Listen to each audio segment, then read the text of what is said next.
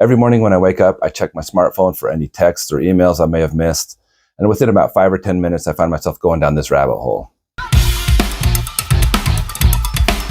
Throws.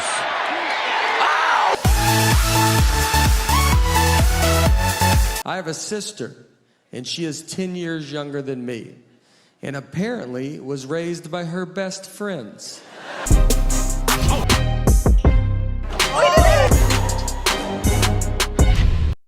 I can't be the only one that gets distracted easily when using a smartphone.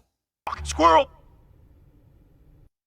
One of my favorite quotes from the movie Limitless is when two characters are having an important conversation and one is getting distracted by what he sees on a TV screen in the room.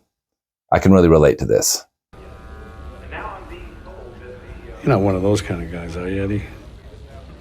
We lose you if there's a screen in the room? So how do you get the self-discipline to stay on track when your phone is constantly saying to you, "Oh, would you look at that?" Smartphones are amazing tools. It's incredible all the things they've replaced over the years. You've got things like landlines, cameras, video recorders, Walkman, MP3 players, watches, alarm clocks, calculators, maps, writing letters, watching news and weather, watching TV and other entertainment, and it's all in your pocket. Now, as cool as that technology is, I think there's also a negative side to it. I think most of us are probably over-dependent on our smartphones. If you've ever lost or misplaced it or left it behind somewhere and try and function without it, it'll drive you crazy. You just seem like you can't do anything without your phone. These phones can be addicting, especially the social media aspect of it. All those different apps always vying for your attention. And all these distractions can have a negative impact on your time management. A lot of times you'll find yourself watching, short video clips or reels or whatever, and you're wasting time, and then you realize, I've seen these multiple times and I'm still wasting time doing it again for a second or third helping of this. And I've also seen studies that show a correlation between excessive screen time and anxiety and depression, so probably not the best thing for your mental health when you overdo it on your phone. There's also a negative impact on your sleep. When you're on your phone right until you fall asleep, and then it's the first thing you turn to in the morning, I think that's pretty much the definition of an addiction. So I admit I have an addiction to my cell phone.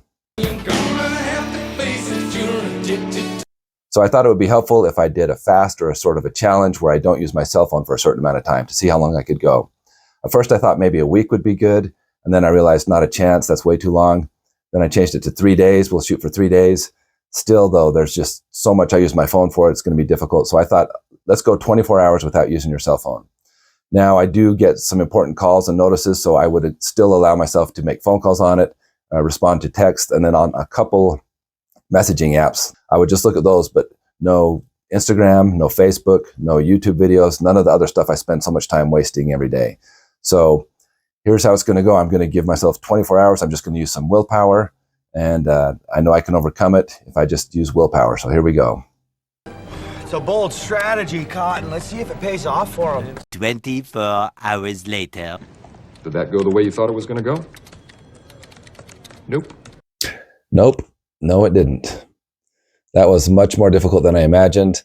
Easier said than done. You can't just rely on willpower to change years of conditioning and habits. I found myself whenever I'd look at my phone and I'd see one of the apps had a notification, I felt like I had to click on it immediately to see what it was for. When you're standing in line, it's just habitual to pull out your phone and look at it. So it was a lot trickier than I thought. I'm a little bit jealous of people who have never had a cell phone like my dad, that aren't conditioned to rely on them like we do. In fact, I've heard that some people can actually use the bathroom without taking their cell phone in there with them. That's incredible. I love this picture. I came across it years ago. It's a group of people. They're watching some event, maybe some celebrity, who knows.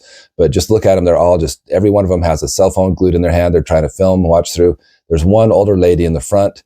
She's just sitting there without a cell phone, taking things in. She's enjoying the moment just as much, if not more, than the rest of these people, and doing it without a phone. So my hat's off to her, and just a reminder, you can still enjoy life without a cell phone. So the question is, are you using your smartphone, or is your smartphone using you? When you look at the programming, the AI, the algorithms, all the things that go on behind the scenes, a lot of times we're being manipulated and played and we don't even realize it. It reminds me of Pavlov's dog. You'd ring the bell and he'd salivate. We do the same thing. We get a little buzz in our pocket or a ding, and we have to pull it and look immediately. It's like we have no control over it anymore. Now, I'm not trying to bash technology and phones. I think it's great. I still love it. But I still love technology, always and forever. I'm just saying we need to be smarter and more intentional when it comes to using our smartphones. Do things like change your settings so at night your sleep isn't interrupted with notifications. You can set curfew hours on there. You can go into certain apps and set time limits so you don't spend too much time wasted on the ones that you struggle with. Now, this is something I definitely need to continue to work on. If you struggle with this also, I'd encourage you to take some steps to make some lifestyle changes and create some new habits for better cell phone use. I mentioned earlier that some overuse on the phone and social media has a lot of negative side effects. However, that does not apply to this channel. When you watch my videos, you'll get smarter, healthier, and happier. So remember to subscribe and keep watching these videos.